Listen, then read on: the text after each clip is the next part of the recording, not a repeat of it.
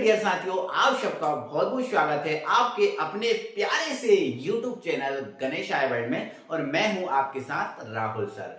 तो डियर साथियों, हमारा चैप्टर नंबर 1 चल रहा था और चैप्टर नंबर जो 1 है हमारा वो खत्म होने की ओर है।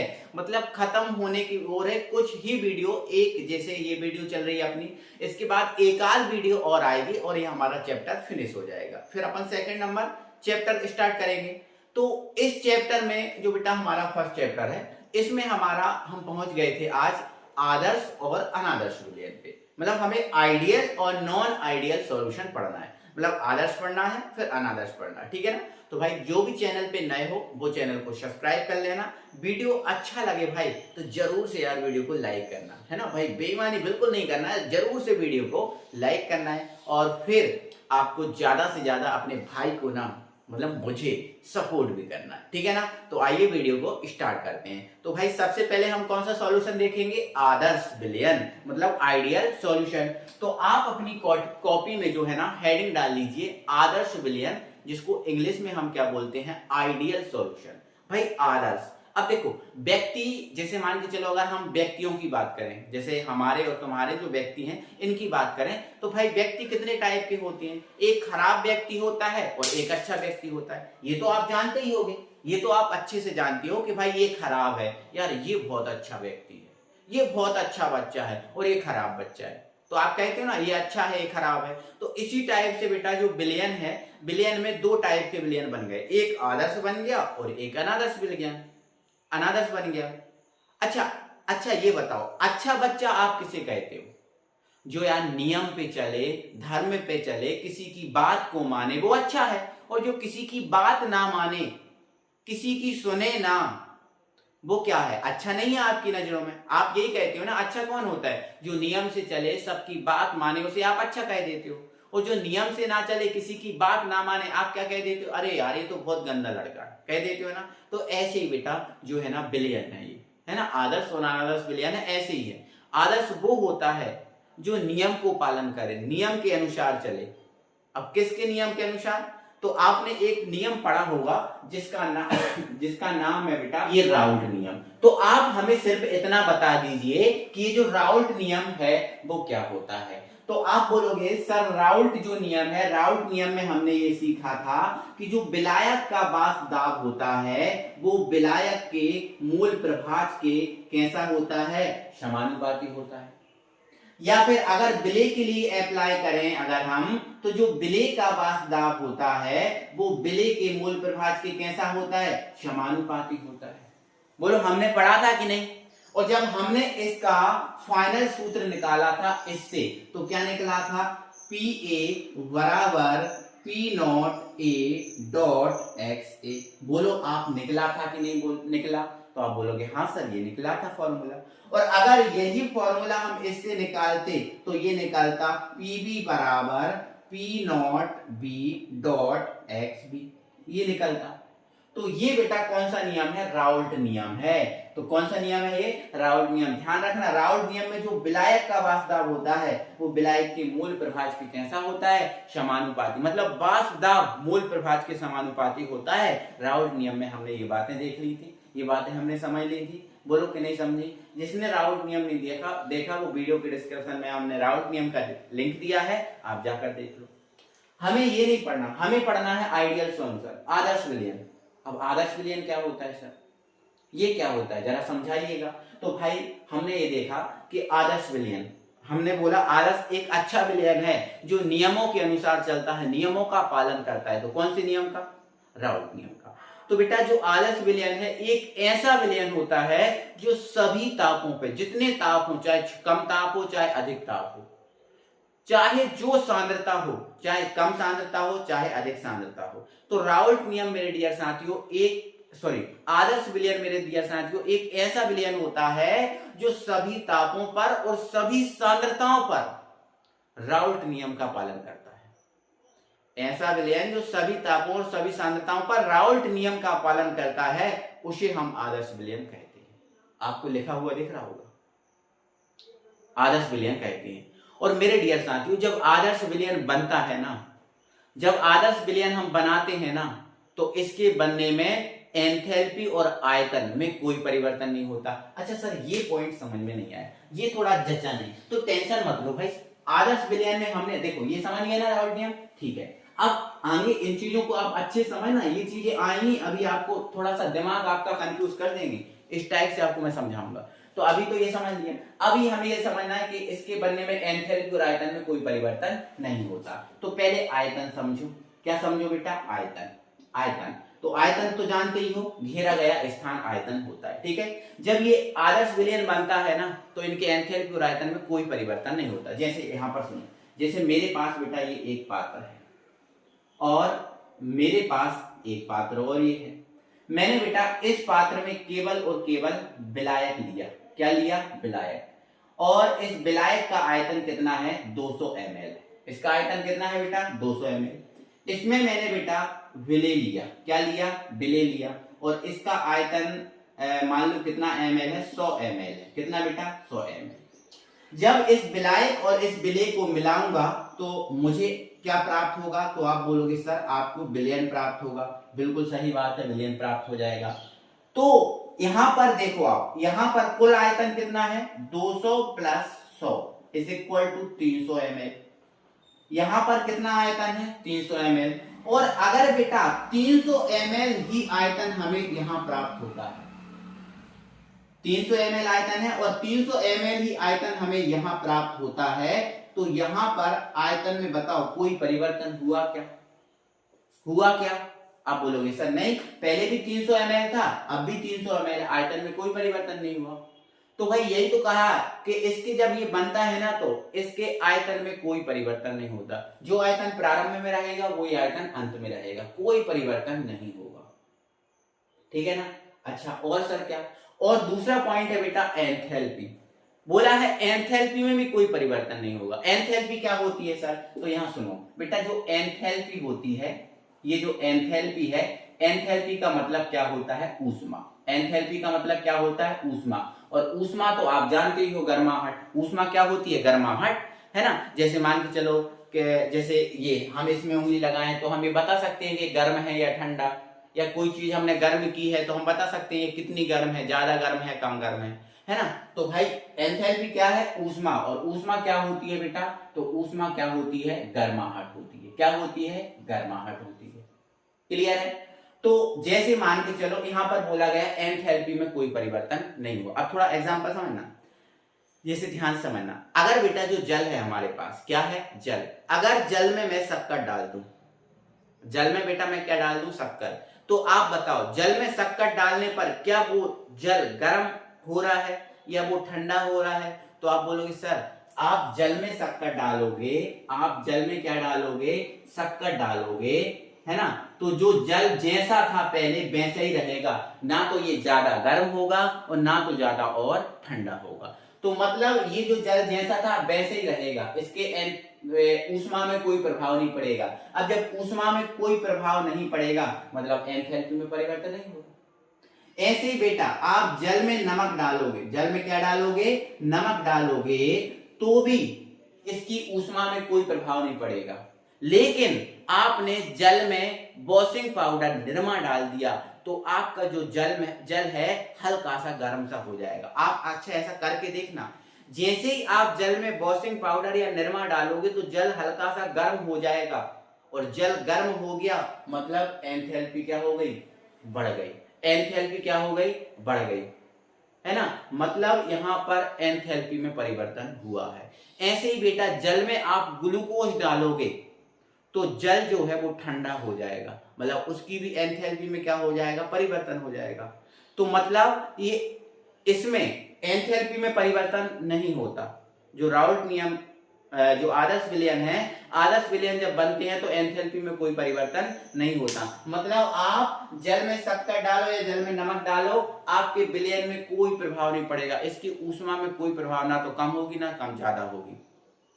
तो जल में नमक एक आदर्श विलयन की तरह व्यवहार करता है, जल में शक्कर एक आदर्श विलयन की तरह काम करता है, लेकिन जल में वॉशिंग पाउडर या निरमा आदर्श विलयन की तरह काम नहीं करेगा। क्यों? क्योंकि जल वो गर्म हो जाएगा, या जल में ग्लूकोज डालेंगे तो वो ठंडा हो जाएगा। समझ रहे हैं ना। तो एंथैल्पी में कोई परिवर्तन नहीं होना, और एंथैल्पी में अगर परिवर्तन हुआ मतलब वो आदर्श विलयन नहीं है।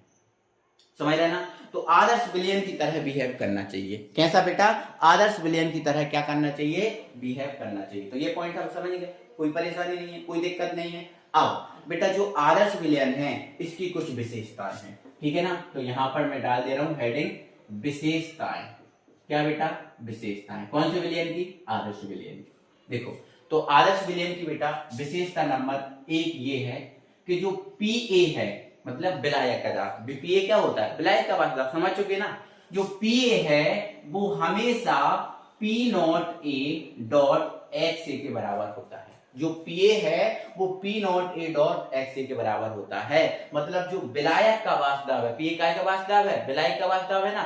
तो जो विलायक का वास्तव है वो शुद्ध विलायक के वास्तव और विलायक के मूल प्रभाव के गुणनफल के कैसा है?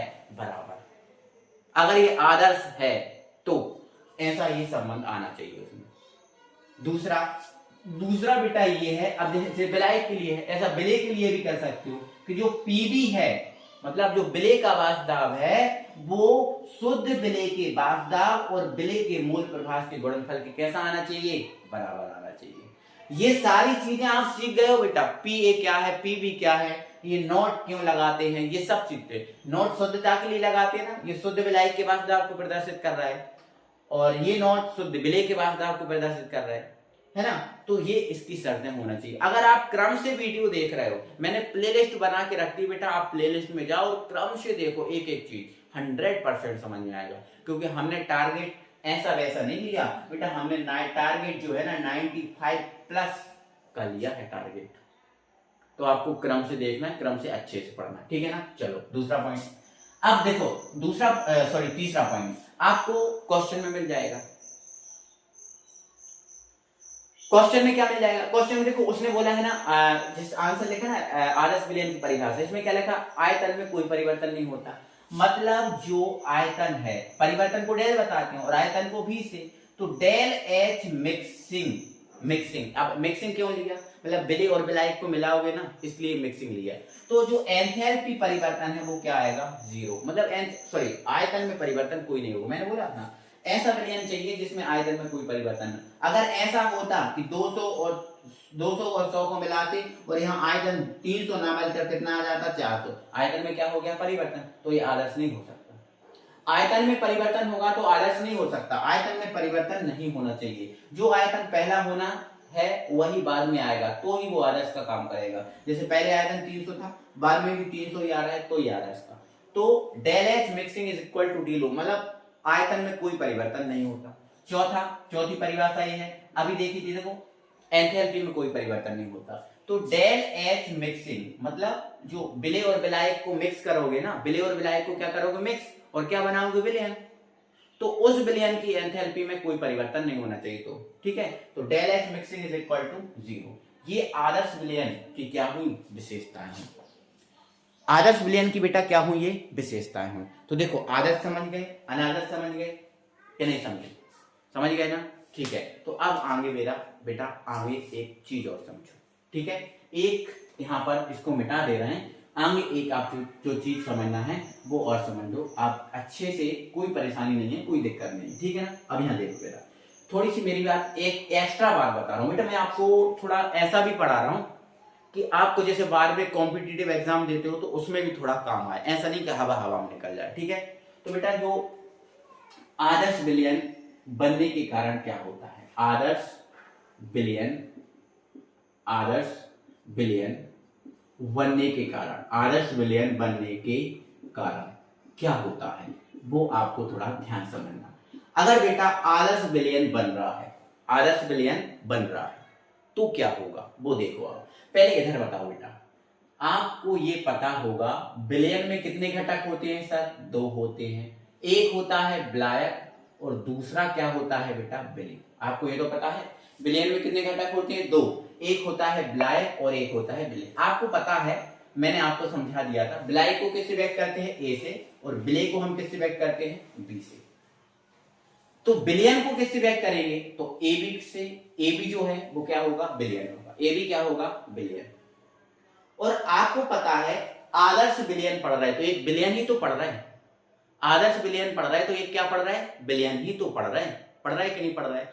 तो यहां पर सिर्फ मैं बेटा ये बताना चाह रहा हूं कि अगर आदर्श विलयन बन रहा है, आदर्श विलयन बन रहा है, तो उसके लिए ए डैश ए डैश ए क्या बता रहा है, ए डैश देखो ए विलायक है और ये भी क्या है विलायक, तो ए डैश ए बता रहा है विलायक विलायक के मध्य आकर्षण। क्या बता रहा है बेटा, विलायक, ए क्या है विलायक और ये भी क्या है विलायक, तो विलायक विलायक, ये भी विलायक ये भी विलायक, विलायक विलायक के मध्य आकर्षण। विलायक विलायक के मध्य क्या बता रहा है बेटा, आकर्षण बता रहा है। क्या बता रहा है, आकर्षण। तो मैं ये कह रहा हूं बेटा, अगर आदर्श विलयन बन रहा है तो आदर्श विलयन के लिए जो विलायक विलायक के मध्य आकर्षण होता है वो हमेशा विलय विलय के मध्य आकर्षण के बराबर होगा। जो विलायक विलायक के मध्य आकर्षण जितना होगा उतना ही आकर्षण किस किस के होगा, विलय विलय के मध्य होगा, और उतना ही आकर्षण विलायक और विलय के मध्य होगा। अब ये क्या बता रहा है, तो ये बता रहा है विलय विलय के मध्य आकर्षण, और ये क्या बता रहा है, विलायक और विलय के मध्य आकर्षण। आप इससे समझ गए होंगे। तो ध्यान रखना, जब आदर्श विलयन बनता है तो विलायक विलायक का आकर्षण, विलय विलय का आकर्षण और विलायक विलय का आकर्षण, ये आपस में तीनों के तीनों बराबर होते हैं। आपस में तीनों के तीनों कैसे होते हैं बेटा, बराबर होते हैं। इस बात को अपने दिमाग में अच्छे तरीके से फिट करके रख लेना। क्लियर हुई, आगे बढ़े। ये बात एक्स्ट्रा बात बता दी मैंने आपको, एक्स्ट्रा बात बता दी, ठीक है ना। अब आगे बढ़ रहा हूं बेटा, आगे बढ़ रहा हूं। आदर्श विलयन के कुछ उदाहरण, अभी तो विशेषताएं हुई, ये एक इंपॉर्टेंट बात हो गई, अपने नोट करके अपनी कॉपी में नोट कर लेना। अब मैं एग्जांपल बता रहा हूं बेटा आदर्श विलयन के, ठीक है। इसको हटा दूं, अभी ग्राफ भी बनाना है इसका, टेंशन मत लो, अभी इसका ग्राफ भी बनेगा, ठीक है। तो पहले मैं आदर्श विलयन के उदाहरण बता रहा हूं। तो बेटा आदर्श विलयन के एग्जाम्पल, ये एग्जाम्पल बेटा, आदर्श विलयन वो ही अणु बनाएंगे जिनका अणुभार, अणु सूत्र और जो संरचना वो लगभग समान हो। समझ रहे हो, आदर्श विलयन वो ही अणु बनाएंगे जिनका अणुभार, जिनका क्या बेटा, अणुभार, ठीक है, संरचना, ठीक है, और जो सूत्र है वो लगभग कैसा होना चाहिए, समान। लगभग कैसा होना चाहिए, समान। अब देखो, जैसे आप बेंजीन, जैसे बेंजीन है, क्या है बेटा, बेंजीन। बेंजीन का सूत्र क्या होता है, C6H6 होता है कि नहीं। अगर इस हम बेंजीन में टॉलुइन मिला दें, क्या मिला दें बेटा, टॉलुइन मिला दें, टॉलुइन, टॉलुइन का सूत्र C6H5 और CH3, ये टॉलुइन का सूत्र होता है। ये देखो आप, लगभग समान है ना, ये भी एक ही सॉरी ऑर्गेनिक केमिस्ट्री का है और ये भी ऑर्गेनिक केमिस्ट्री है, और ये देखो ये भी बेंजीन है और ये भी बेंजीन से बना, टॉलुइन जो है वो भी बेंजीन से बनता है। अगर इसकी संरचना की बात करें तो बेंजीन की संरचना ये होती है, ये, और टॉलुइन की संरचना की अगर बात करें तो टॉलुइन की संरचना बेटा क्या होती है, ये होती है। तो देखो इनका फॉर्मूला लगभग समान है ना, इनकी संरचना लगभग समान है, तो एक जैसे क्या बनाएंगे, आदर्श बनाएंगे। तो जैसे बेंजीन में आप टॉलुइन मिला दोगे वो आदर्श बन जाएगा, एक ही जाति के, एक ही जैसे। अच्छा दूसरा बताओ सर, हाँ दूसरा, जैसे हमारे पास एन हेक्सेन है, क्या है बेटा, एन हेक्सेन, एन हेक्सेन। अगर एन हेक्सेन में एन हेप्टेन मिला दें, क्या मिला दें, एन हेप्टेन, एन हेक्सेन में मैंने एन हेप्टेन मिला दिए, तो देखो ये हेक्सेन हेप्टेन एक ही जाति के है ना, तो क्या बना लिए, आदर्श बना लिए। अब हेक्सेन का फॉर्मूला क्या होता है, तो हेक्सेन का फॉर्मूला होता है बेटा C6 और H कितना, दोगुने से कितना अधिक, दो अधिक होगा 12 14 होगा। हेप्टेन है, हेप्टेन 7 से बनता है, 14 15 16, ये हो गया फॉर्मूला। एक ही जाति की है ना लगभग, बिल्कुल देखो इसमें लगभग एक ही जाति के, एक जैसे, तो ये बनाएंगे, ठीक है ना। अब जैसे मैथिल क्लोराइड, जैसे बेटा मैथिल क्लोराइड, मैथिल क्लोराइड में आप क्या मिला दो, मैथिल ब्रोमाइड मिला दो, क्या मिला दो बेटा, Maithil bromide, Maithil bromide, bromide. अब मैथिल क्लोराइड क्या होता है sir, CH3 single bond Cl, इसका CH3 सिंगल बॉन्ड Br, देखो एक ही जाति के हो गए ना। तो ये 3 एग्जाम्पल, ये पहला एग्जाम्पल है, ये दूसरा है और ये तीसरा है। और भी बना सकते हो, जैसे एथिल क्लोराइड में एथिल ब्रोमाइड मिला दो, है ना, तो ऐसे बना सकते हैं। तो जब एक ही जाति के लगभग एक जैसे मिलेंगे तो आप समझ लेना कि वो काय का उदाहरण है, आदर्श विलयन का उदाहरण। तो ये आदर्श विलयन के बेटा क्या हो गए, उदाहरण हो गए। अब आदर्श विलयन के उदाहरण हो गया, आदर्श विलयन की विशेषताएं हो गई, आदर्श विलयन क्या हो गया, अब ये भी हो गया। अब बेटा अब आदर्श जो विलयन है इसका ग्राफ और देख लो आप अच्छे से, क्या ग्राफ। तो इस चीज को मैं हटा दे रहा हूं, ठीक है बेटा। तो फिर मैं आपको इसका ग्राफ समझाता हूं, तो ध्यान से सुनना मेरी बात, ठीक है, अच्छे से सुनना। आपको बेटा पता है कि जो आदर्श विलयन है, अच्छा बताओ पहले तो ये बताओ, अभी मैंने इतना पढ़ा दिया, आप बताओ किसने वीडियो को अभी तक लाइक नहीं किया, जल्दी से बताओ किसने नहीं किया। भाई जिसने भी लाइक नहीं किया प्लीज यार वीडियो को लाइक करो। मैं आपको बिना रोके अच्छे से एक एक चीज क्लियर करते समझा रहा हूं, तो आपका भी यार कर्तव्य बनता है वीडियो को लाइक करो। जल्दी से वीडियो को लाइक करो, अभी के अभी लाइक करो, है ना। और चैनल सब्सक्राइब नहीं किया जिसने, वो सब्सक्राइब भी कर लो, ठीक है ना। अब बताओ, इधर सुनो, इधर सुनना मेरी बात ध्यान से। आपको पता है बेटा राउल्ट नियम में क्या होता है, जो विलायक का वाष्पदाब होता है वो विलायक के मूल प्रभाज के कैसा होता है, समानुपाती। आप बोलोगे हाँ सर समानुपाती होता है। इस समानुपाती का मतलब जानते हो बेटा, जानते हो समानुपाती का मतलब बेटा ये होता है, अगर ये बढ़ रहा है ना तो ये भी क्या होगा, बढ़ेगा। ये होता है समानुपाती का मतलब, ये बढ़ रहा है तो ये भी बढ़ेगा, और अगर ये घट रहा है तो ये भी क्या होगा, घटेगा। एक बढ़ता है तो दूसरा बढ़ता है, एक घटता है तो दूसरा घटता है। ये होता है समानुपाती का मतलब, होता है कि नहीं। तो बेटा समानुपाती का ग्राफ कैसे बनता है, अगर हम आपसे बोले पीए समानुपाती एक्स है, तो इसका अगर हम बोले ग्राफ तो कैसे बनेगा, तो आप बोलोगे देखो सर ग्राफ तो दो ही अक्षों पे बनता है। ग्राफ सर कितने अक्षों पे बनता है, दो अक्षों पे, एक होता है x और एक होता है y। जैसे अगर इस अक्ष पे हम पीए लें और इस अक्ष पे हम क्या लें, x। अब देखो ये बढ़ रहा है तो ये बढ़ेगा कि नहीं, तो देखो ये यहां की ओर बढ़ेगा और ये ऊपर की ओर बढ़ेगा, बढ़ेगा। तो इसका जो ग्राफ है वो एक सीधी रेखा आएगा। देखो ये सीधी रेखा, देखो यहाँ ये अलग है, यहाँ देखो ये बढ़ रहा है, ये भी बढ़ा, यहाँ बढ़ा, ये बढ़ा, ये भी बढ़ा, बढ़ रहा है कि नहीं। तो ये ग्राफ क्या है, एक सीधी सरल रेखा होता है। जब दोनों बढ़ रहे होते हैं तो ग्राफ कैसा होता है, सीधी सरल रेखा। ये बात समझ गए ना, ठीक है। अब एक और बात समझो बेटा, आपको पता है XA प्लस XB का मान कितना होता है, 1 होता है। मतलब अगर XA और XB को हम जोड़ दे तो कितना आता है, 1 आता है ना, ठीक है। अच्छा ये बात भी क्लियर हो गई। अब दूसरी बात एक और क्लियर करो बेटा, जो शुद्ध विलायक होता है, क्या होता है, शुद्ध विलायक। कौन क्या बेटा, शुद्ध विलायक। तो बताओ बेटा शुद्ध विलायक में विलय होगा क्या। अब बेटा मैं खुद बोल रहा हूं शुद्ध विलायक, क्या बोल रहा हूं, शुद्ध विलायक। क्या शुद्ध विलायक में विलय होगा, आप बोलोगे सर नहीं है। तो बेटा ध्यान रखना शुद्ध विलायक के लिए XA का मान कितना होता है, 1 होता है। ध्यान रखना शुद्ध विलायक के लिए XA का मान कितना होता है, 1 होता है। और बेटा इसी टाइप से शुद्ध विलय के लिए, अब जैसे मैंने यहां बोला शुद्ध विलय, क्या शुद्ध विलय में विलायक होगा, आप बोलोगे ऐसा नहीं होगा। तो शुद्ध विलय के लिए बेटा XB का मान कितना होता है, 1। ये बातें याद रखना, ये बातें याद रखना, हमारे ग्राफ बनाने में काम आएंगी। अब हम ग्राफ बनाते हैं, ठीक है। यहां दिख रहा है, तो बेटा ग्राफ कितने अक्षों पे बनता है, 2 अक्षों पे। ये 2 अक्ष बना लिए हमने। एक बार हम देख लें आपको दिख रहा है कि नहीं, हाँ दिख रहा है सर, कोई परेशानी नहीं है, कोई दिक्कत नहीं है, ठीक है। अब ग्राफ 2 अक्षों पे बनता है बेटा, ठीक है। अब अच्छे समझो, कोई परेशानी नहीं है, कोई अच्छी दिक्कत नहीं है, ठीक है ना बेटा। यहां समझना मेरी बात, यहां समझना, ये जो अक्ष है, ये वाला जो अक्ष है, मान लेते हैं ये काय का है, वाष्प दाब का है। किसका है बेटा, वाष्प दाब का है। इस अक्ष पे हम बेटा लेंगे वाष्प दाब, और इस अक्ष पे लेंगे बेटा हम मोल प्रभाज, मोल प्रभाज, मोल प्रभाज। इस अक्ष पे हम क्या लेंगे बेटा, मोल प्रभाज। अब यहां मेरी बात ध्यान से सुनो, ठीक है, यहां मेरी बात ध्यान सुनो। ये जो अक्ष है बेटा, ऐसा अक्ष हम इधर भी बना रहे हैं, ठीक है।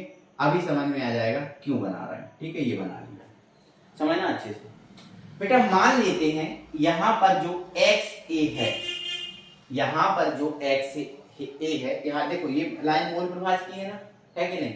तो मान लेते हैं बेटा जो यहाँ पर एक्स ए है वो आपका क्या है, 0 है। एक्स ए यहाँ पर कितना है, 0 है कि नहीं।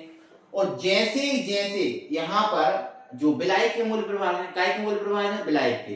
अब जैसे अभी x से बराबर क्या है, 0। अब x से बराबर 0 क्यों है, क्योंकि x से बराबर 0 क्यों है, क्योंकि ये शुद्ध विलय के लिए है। किसके लिए देख रहे हैं हम, विलय के लिए देख रहे हैं। x से बराबर 0 कब होता है, जब विलय क्या होता है, शुद्ध होता है, क्योंकि x बराबर 1 हो जाता है ना, समझ रहे हो आप नहीं, ठीक है। तो x से बराबर 0 कब होगा, जब विलय शुद्ध होगा।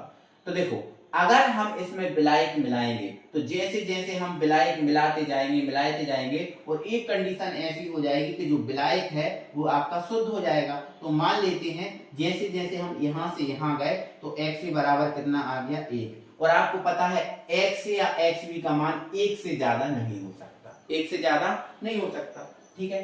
तो बताओ, आप हमें बताओ, जैसे ये यहाँ तो 0 था, अब जब ऐसे जैसे जैसे यहां गए तो इसका मान क्या होगा, बढ़ रहा है। और जब आपको पता है मूल प्रभाज का मान बढ़ता है तो वाष्प दाब का मान भी क्या होता है, बढ़ता है, क्योंकि हमें संबंध पता है कि Pa जो है समानुपाती x से होता है। मतलब ये बढ़ेगा तो ये भी बढ़ेगा और ये बढ़ेगा तो ये भी बढ़ेगा।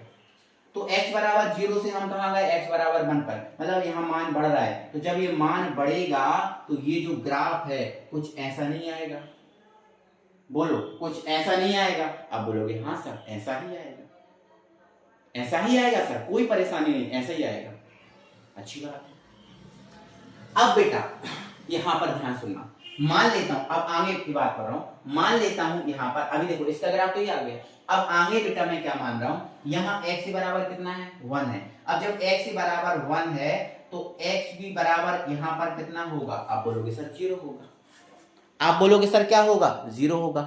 बोलो एक सेकेंड, थोड़ा सा आपको दिखने में प्रॉब्लम हो रही है, इसको मैं एडजस्ट करता हूं, ठीक है। अब तो दिख रहा है ना, हाँ दिख रहा है, एक सेकेंड, हाँ ठीक है, अब कोई प्रॉब्लम नहीं, ठीक है ना। तो बेटा अब यहाँ x से बराबर कितना है, 1, तो x से बराबर कितना होना चाहिए, 0 होना चाहिए, क्योंकि दोनों का योग क्या आएगा, 1, तभी तो आएगा। जैसे मान के चलो x से बराबर 1 है, x से बराबर कितना है, 1, और x से बराबर क्या है, 1, तो 2 हो जाएगा। तो x से बराबर 1 है तो x भी कितना होगा, 0। अगर इसके बराबर 1 है तो फिर ये 0 होगा। तो यहाँ x से बराबर 1 है तो x बराबर क्या हो जाएगा, 0। अब x बराबर 0 हो गया। अब 0 से देखो, अब हम यहाँ से, अभी हम यहाँ से चल रहे थे, अब हम यहाँ से चल रहे हैं। तो जैसे ये 0 0 0 बढ़ेगा और 0 x भी का मान 0 से बढ़ेगा तो x भी कहाँ तक पहुंच जाएगा बेटा, 1 तक, क्योंकि 1 से ज्यादा हो नहीं सकता।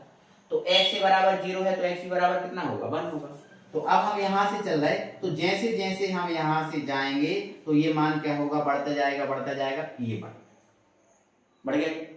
तो आप हमें बताओ, यहाँ पर देखो x से भी क्या समानुपाती होगा, जैसे Pa समानुपाती x से होता है, ऐसे ही तो P भी समानुपाती x भी होता है, ये भी समानुपाती संबंध होता है।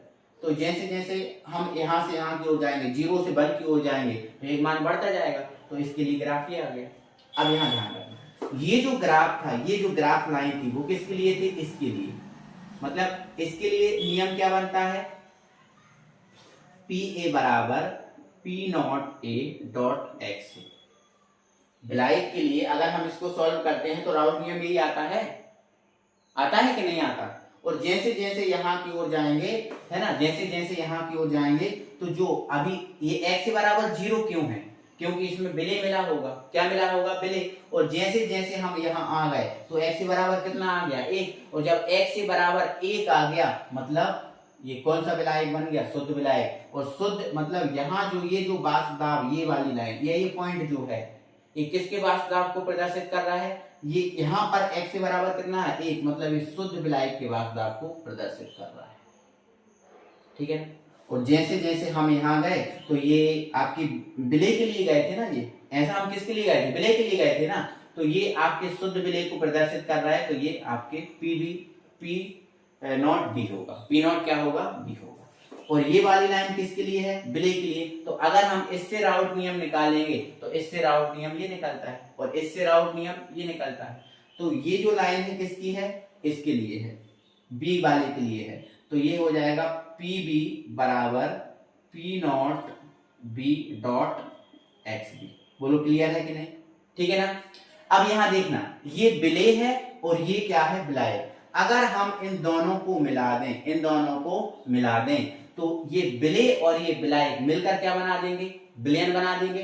तो ये किसका, देखो ये आपका पॉइंट किसके वार्षदाव को प्रदर्शित करता है, विलेय के, और ये किसके वार्षदाव को प्रदर्शित करता है, विलायक के। और जब विलायक और विलेय को मिला देंगे तो क्या बन जाएगा, विलयन। तो ये जो है P वो किसके किसके वार्षदाव को प्रदर्शित कर रहा है, विलयन के। और P आया कैसे, जब हमने PA और PB को जोड़ा तो आया P। समझ गए कि नहीं समझे, समझ गए ना। तो ये है आपका आदर्श विलयन का ग्राफ। कोई परेशानी है बेटा, कोई दिक्कत है बेटा, तो आप बोलोगे सर कोई परेशानी नहीं, कोई दिक्कत नहीं। आगे बढ़ेंगे अगले क्वेश्चन, अनादर्श। और अब बहुत इजी रहेगा, आदर्श समझ लिया ना, अब अनादर्श बहुत इजी। कैसे आप समझो, देखो अनादर्श क्या है, ऐसा विलयन जो सभी तापों और सभी दाबों पर राउल्ट नियम का पालन नहीं करता, अनादर्श विलयन। और जब ये बनता है ना तो एंथैल्पी और आयतन में क्या हो जाती है, परिवर्तन हो जाता है। जब ये बनता है तो एंथैल्पी और आयतन में क्या होता है, परिवर्तन। अच्छा सर परिवर्तन, ये शब्द थोड़ा जमा नहीं। हाँ सर बेटा परिवर्तन, देखो आपको पता है बेटा परिवर्तन हम किसे कहते हैं, आपको पता है सर वृद्धि जो होती है, वृद्धि को भी क्या बोलते हैं, परिवर्तन। या जो कमी होती है, कमी को भी क्या बोलते हैं, परिवर्तन। कैसे सर, जैसे मान के चलो आज मेरे पास 100 रुपए है, कल 110 हो जाए तब भी परिवर्तन होगा, और कल 90 हो जाए तब भी परिवर्तन होगा। मतलब भाई जितना भी है उससे अगर ज्यादा हो जाए या कम हो जाए तो उसे परिवर्तन बोलते हैं ना, क्या बोलते हैं, परिवर्तन। तो भाई परिवर्तन में वृद्धि भी होती है और परिवर्तन में कमी भी होती है, परिवर्तन में वृद्धि भी और परिवर्तन में कमी भी। अच्छा सर, तो इससे क्या होगा, तो इससे बेटा ये होगा कि इस आधार पर जो आपका अनादर्श विलयन है वो 2 टाइप का होगा। कितने टाइप का बेटा, 2 टाइप का। अच्छा कौन कौन सा, तो देखो एक वृद्धि होगी, तो जब वृद्धि होगी तो उसे हम बोल देंगे धनात्मक, क्या, धनात्मक अनादर्श विलयन। क्या बोल देंगे उसको, धनात्मक अनादर्श विलयन। और जब कमी होगी तो उसको भी बोल देंगे हम बेटा ऋणात्मक, क्या बोल देंगे, ऋणात्मक अनादर्श, ऋणात्मक अनादर्श विलयन। ध्यान रखना इस बात है ना। तो जब वृद्धि होगी तो धनात्मक और कमी होगी तो ऋणात्मक। ठीक है, ये बात समझ गए। चलो तो परिवर्तन होता है ये तो समझ गए। अब विशेषताएं क्या है सर, तो बेटा इसकी जो विशेषताएं हैं बहुत सिंपल है, देखो आप बिल्कुल सिंपल है। आप देखो इधर विशेषताएं, आपने ये देखा था राउंड आदर्श विलयन में कि ये देखा था कि जो विलायक का वाष्पदाब है Pa वो शुद्ध विलायक के वाष्पदाब और विलायक के मोल प्रभाव के गुणनफल के बराबर होता है। इसी टाइप से आपने दूसरी विशेषता देखी थी, Pb बराबर क्या होता है, P not B dot x, होता है कि नहीं होता है। इसी टाइप से आपने तीसरी विशेषता देखी थी कि जो डेल V मिक्सिंग है वो क्या होगा, 0। और चौथी विशेषता आपने देखी थी डेल H मिक्सिंग बराबर क्या होगा, 0। आपने ये देखा था, लेकिन ये तो राउल्ट नियम का पालन करता ही नहीं है, तो मतलब ये बराबर नहीं होना चाहिए, तो ये भी बराबर नहीं होना चाहिए। तो ध्यान रखना, ये भी बराबर नहीं होगा, ये भी बराबर। और आपको पता है एंथैल्पी और आयतन में देखो यहाँ परिवर्तन होता है, तो अब परिवर्तन होता है तो 0 के बराबर कैसे होगा, ये भी 0 के बराबर कैसे होगा, नहीं होगा ना। तो ये भाई इसकी विशेषता है। सिंपल हो गया कि नहीं हो गया, हुआ कि नहीं सिंपल, बिल्कुल सर हो गया। अच्छा सर एग्जाम्पल और बता दो, मजा आ जाएगा भाई।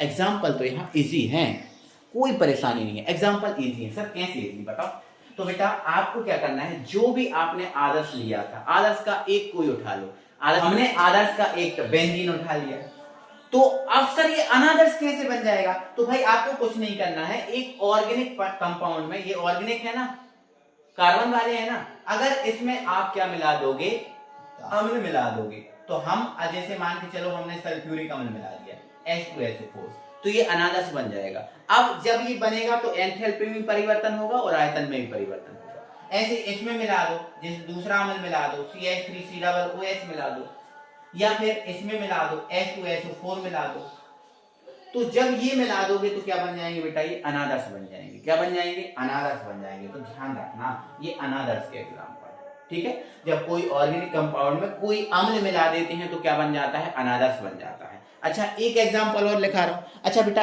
एक एग्जाम्पल आप देखो ऐसा भी कर सकते हो, जैसे मान के चलो हमारे पास क्या है H2SO4 है, ये अम्ल है, और अगर आप अम्ल में जल मिला दोगे, अम्ल में क्या मिला दोगे, जल, कोई सी भी अम्ल में अगर जल मिला दोगे ना, तब भी वो अनादर्श बन जाएगा। तब भी क्या बन जाएगा बेटा, वो अनादर्श बन जाएगा। तो ध्यान रखना मेरी बात, इस बात को। अब ये विशेषताएं हो गई, एग्जाम्पल हो गए, लेकिन हमें तो पता है कि बेटा जो अनादर्श विलयन है वो दो टाइप का होता है। कितने टाइप का सर, दो टाइप का। सर कौन कौन सा, एक धनात्मक और एक ऋणात्मक। तो धनात्मक कब बनेगा, धनात्मक कब बनेगा, तो भाई इसकी परिभाषा क्या हो जाएगी, तो ऐसा विलयन जिसके बनने में एंथैल्पी और आयतन में क्या होगी, वृद्धि। देखो धनात्मक है ना भाई, धनात्मक का मतलब क्या है, वृद्धि हो। धनात्मक का मतलब क्या है, जिसमें वृद्धि हो, है ना। तो ऐसा विलयन जिसके बनने में एंथैल्पी और आयतन में क्या हो, वृद्धि, ज्यादा बढ़ जाए वो, उसे क्या बोलेंगे, धनात्मक अनादर्श विलयन। विशेषताएं, तो भाई विशेषता बिल्कुल सेम है भाई। यहाँ जो बराबर नहीं का साइन है ना, इसको हटा दो, इसको हटा दो, क्या होगा तो सर, इसमें बेटा ये होगा कि जब यहां पर इनमें वृद्धि होगी, इनमें क्या होगी बेटा, वृद्धि। तो जो विलायक का वाष्पदाब है, वो विलायक का वाष्पदाब शुद्ध विलायक के वाष्पदाब और विलायक के मूल प्रभाव के गुणनफल से अधिक होगा। ऐसा ही अधिक इसके लिए होगा। और यहां अब ये जो है ना, अब वृद्धि हो रही है ना, तो आयतन में भी वृद्धि होगी, तो आयतन यहां पर वृद्धि होगी मतलब पॉजिटिव मिलेगा।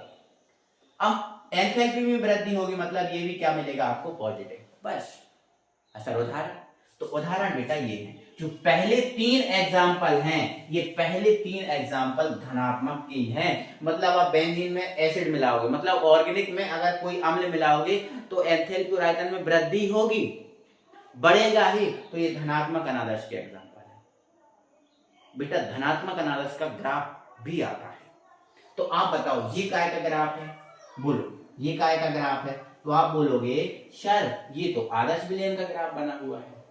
तो इसमें क्या हो रहा है, वृद्धि हो रही है ना, इसमें क्या हो रहा है, बोलो वृद्धि हो रही है ना। तो वृद्धि हो रही है ना, तो सबको उठा दो, सबको बढ़ा दो। जैसे मान के चलो ये वृद्धि हो रही है ना, तो इसको बढ़ा दो और इससे मिला दो। इसमें वृद्धि हो रही है ना, तो इसको बढ़ा दो और इससे मिला दो। इसमें भी वृद्धि हो रही है ना, तो इसको भी बढ़ा दो और इससे मिला दो। बस वृद्धि हो रही है ना, तो वृद्धि हो रही है तो क्या करोगे, बढ़ाओगे ही ना, तो बढ़ा दिया। तो ये बन गया भाई धनात्मक अनादर्श का ग्राफ। समझ रहे हो, आदर्श जो था ना उसके ग्राफ में जब वृद्धि हो रही है तो सबको हमने क्या किया, बढ़ा दिया। सबको हमने क्या किया, बढ़ा दिया, खत्म, finish, tata, bye bye. Like करो वीडियो को, चैनल को सब्सक्राइब करो, हो गया ना। अब ऋणात्मक अनादर्श क्या होगा, तो ऐसा विलयन जिसके बनने में एंथैल्पी और आयतन में क्या हो, अब ऋणात्मक है तो कमी होगी ना, तो कमी होती है, उसे ऋणात्मक अनादर्श विलयन कहते हैं। एग्जाम्पल, तो भाई ये बढ़ रहा है तो आप क्या कर दो, इसको घटा दो। ये जो बड़े का साइन था अब छोटे का लगा दो, इसमें भी क्या लगा दो, छोटे का लगा दो। यहाँ प्लस है क्या कर दो, माइनस, यहाँ प्लस है क्या कर दो, माइनस। क्योंकि यहाँ जो विलायक का वाष्पदाब है वो शुद्ध विलायक के वाष्पदाब और विलय के मूल प्रभाव के गुणनफल से क्या होगा, कम। ये कम को बता रहा ना, देखो आपको पता है ये वाला चिन्ह, जिस तरफ ये होता है वो बड़ा और जिस तरफ ये होता है वो छोटा। मतलब ये पूंछ है और ये क्या है, मुंह। तो जिस तरफ पूंछ होगी वो छोटा, जिस तरह मुंह होगा वो क्या होगा, बड़ा होगा कि नहीं होगा। तो भाई देखो ये पूंछ इस तरफ है मतलब ये छोटा है, और मुंह इस तरफ है मतलब ये बड़ा है। ऐसे ये बड़ा है ये छोटा है। तो जो विलायक का वाष्पदाब है वो शुद्ध विलायक के वाष्पदाब और विलायक के मूल प्रभाव गुणनफल से क्या है, कम। ऐसे इसमें कम। अब यहाँ कमी हो रही है तो एंथैल्पी आयतन में क्या होगी, कमी, और एंथैल्पी में क्या होगी, कमी। अच्छा ठीक है। अब एग्जाम्पल की बात है, तो भाई एग्जाम्पल कब बनेगी, तो बेटा अगर कोई अम्ल, कोई भी अम्ल है आपके पास, अगर अम्ल में आप जल मिला दोगे, क्या मिला दोगे, जल। जैसे आपने सल्फ्यूरिक अम्ल में जल मिला दिया, जैसे आपने एसिटिक अम्ल में क्या मिला दिया, जल। तो अगर आप अम्ल में जल मिलाओगे तो वो ऋणात्मक का बनेगा एग्जाम्पल। किसका बनेगा बेटा, ऋणात्मक का। ये हो गया। अब सर ग्राफ बताओ, अभी आपने उठाया था, देखो अभी धनात्मक था, बढ़ रहा था तो उठाया था, अब ये क्या होगा, ऋणात्मक है। हम काय का ग्राफ देख रहे हैं बेटा, ऋणात्मक का। अब यहाँ देखना तो ऋणात्मक का एग्जाम वो ग्राफ देखो बेटा, बहुत इजी है। अभी धनात्मक में उठाना है और ऋणात्मक है ना, तो ऋणात्मक में क्या करना है, तो अभी आप देखो ऋणात्मक में क्या करना है, अभी देखो। ऋणात्मक में कमी होती है ना, क्या होती है, कमी। तो ये जो ग्राफ है ना वो आप गिरा देना, मतलब नीचे से लेके चलना, गिरा देना। इसको भी आप नीचे से लेके चलना, गिरा देना, और इसको भी आप नीचे से लेके चलना, गिरा देना। बस अच्छे से बना लेना, समझ में आए? यही है ग्राफ। आदर्श विलयन के ग्राफ में धनात्मक में उठा देना, ऋणात्मक में घटा देना, क्योंकि घट रहा है ना, बढ़ रहा है ना, बस ये ग्राफ बन गया। तो ये आपका धनात्मक और अनादर्श और ऋणात्मक अनादर्श, और मतलब सीधी सी बात आदर्श और अनादर्श हो गया। अगर बेटा थोड़ा सा जो पहला हमने ग्राफ बनाया था उसमें थोड़ी बहुत दिक्कत गई होगी, इसके अलावा दिक्कत नहीं गई होगी अगर आपने राउल्ट नियम पता है और थोड़ा सा बेसिक पता है। तो बेसिक के लिए हमने आपको बता दिया, वीडियो के डिस्क्रिप्शन में आपको जो प्लेलिस्ट है उसका ही लिंक दे दिया हमने, आप जाओ देख लो, क्रम से देखोगे तो कभी दिक्कत, किसी टाइप की दिक्कत नहीं। ठीक है ना बेटा, मिलते हैं भाई, लाइक जरूर करना है यार वीडियो को, मेहनत लगी है मेरी भी, लाइक करना वीडियो को, ठीक है ना भाई, मिलते हैं अगली वीडियो में, तब तक के लिए।